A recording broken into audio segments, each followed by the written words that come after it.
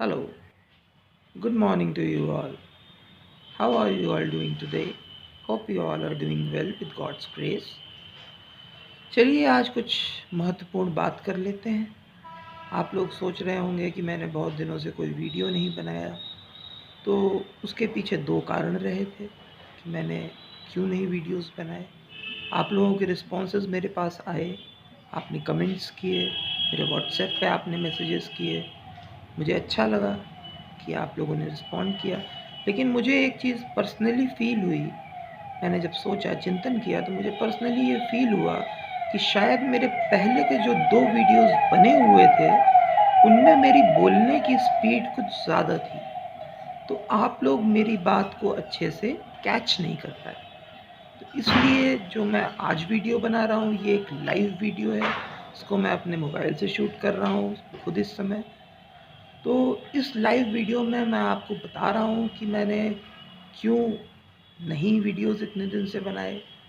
Response actually क्या हुआ, जो भी व्हाट्सएप पे मेरे पास मैसेजेस आए, तो उसमें बहुत से मैसेजेस ऐसे थे जो तांत्रिक साइंस से रिलेटेड थे और डीप तांत्रिक साइंस से रिलेटेड थे।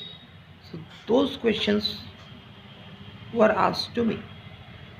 सो लाइक, क्या किसी के साथ में कोई परेशानी थी, तो परेशानी आप अपनी मुझसे डिस्कस कर सकते हैं। मैंने बोला था वीडियो में अपने कि आप अपनी परेशानी मुझसे डिस्कस कर सकते हैं। लेकिन अगर आप मुझसे कहेंगे आकर के डायरेक्टली कि आप किसी लड़की के ऊपर वशीकरण कर दीजिए, तो मैं ऐसा काम नहीं करता, बता दूँ आपको। दूसरी चीज़, बहुत से लोगों ने मुझको व्हाट्सएप पे जो मैसेजेस किए, उसमें मुझको गुरुजी कह के एड्रेस किया।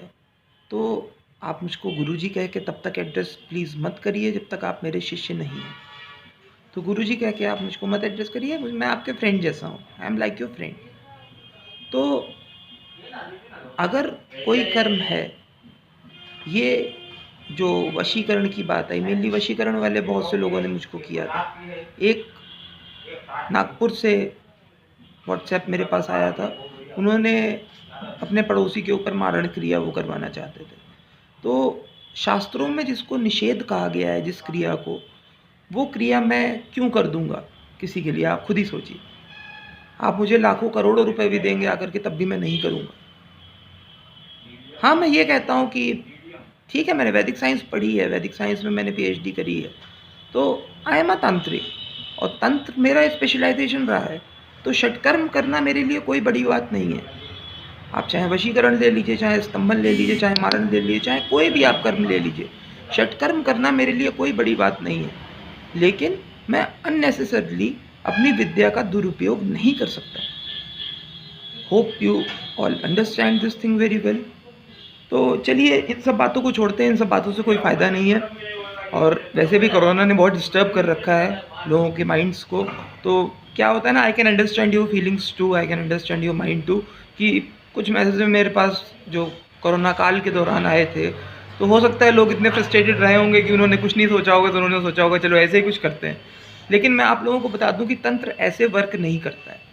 तंत्र जो है उसका एक सिस्टम है, उसको सिस्टमेटिकली फॉलो किया जाता है। और ये षटकर्म जो हैं, इनका अलग अलग समय पर अलग अलग तरीके से अलग अलग रूपों में प्रयोग किया जाता है, ज़रूरत पड़ने पर, और वो भी अत्यंत आवश्यक ज़रूरत पड़ने पर। जैसे मारण कर्म की बात अगर आप उठा लीजिए, तो इसको शास्त्रों में निषेध कहा गया है, लेकिन फिर भी ये किया जा सकता है। कब किया जा सकता है? एक बात मैं आपको बता दे रहा हूँ, कब ये किया जा सकता है। तब किया जा सकता है जब आपका शत्रु या तो आपको मारने की स्थिति में हो, या आप उसको मारने में सक्षम ना हो, तो आप मारण तंत्र उसके ऊपर चला सकते हैं, तब वो जायज़ है। लेकिन किसी भी ऐसे राह चलते व्यक्ति के ऊपर जिससे आपका झगड़ा हो गया, किसी से बातचीत हो गई थोड़ी सी, तो आप उसके ऊपर मारण तंत्र चला दीजिए, तो this is not wise at all. आपको भोगना पड़ेगा बाद में, तो वो आपके लिए भी गलत होगा। और मैं तो खैर करने ही नहीं वाला आपके लिए, आप चाहे कुछ भी कर लीजिए, तो वो मैं ऐसे तो करने ही नहीं वाला।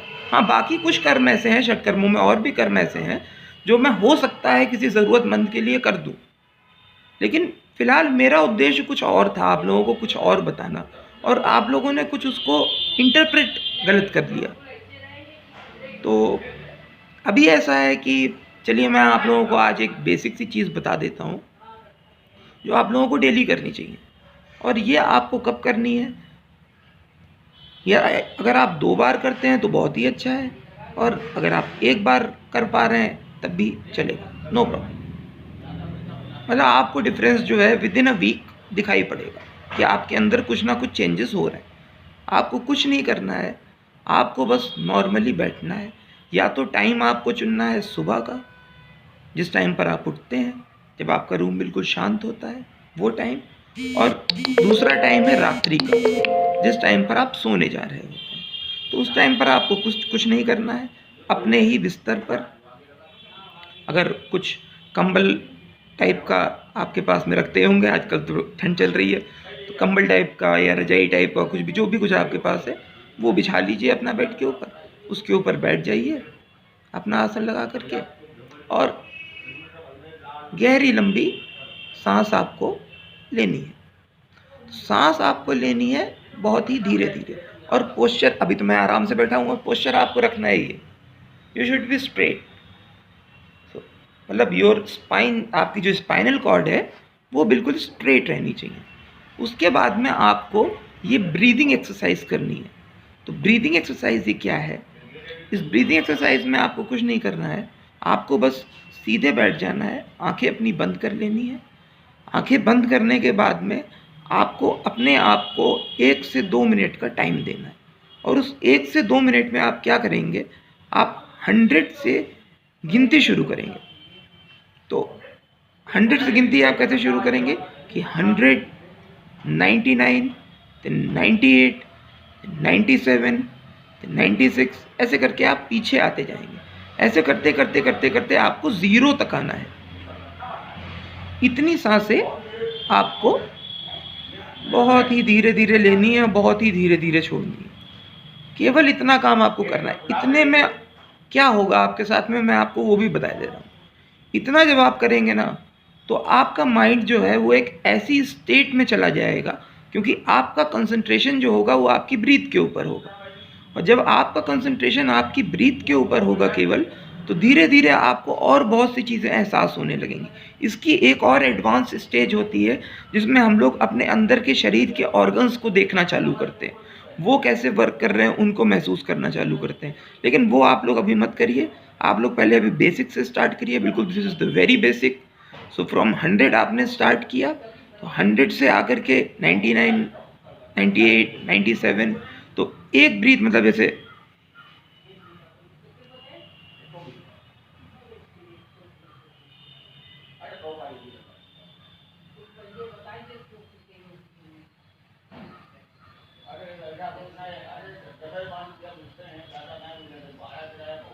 एक ब्रीथ जब आपकी हो जाएगी, अब आप काउंट करेंगे 100, फिर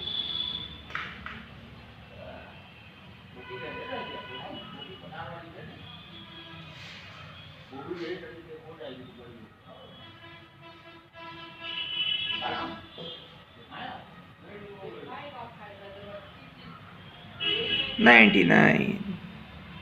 सो लाइक दिस आपको करना है। तो मेरी शायद ब्रीथ थोड़ी लंबी जा रही होगी, क्योंकि मैंने काफ़ी करी हुई एक्सरसाइजेस पहले।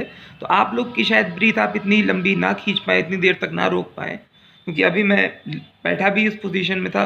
वरना मेरी 30 सेकेंड्स की एक होती है, 30 सेकेंड्स में मैं इनहेल करता हूँ, 30 सेकेंड्स में मैं एक्सहेल करता हूँ, और 5 सेकेंड्स टू 10 सेकेंड्स में उसको होल्ड करता हूँ बीच में।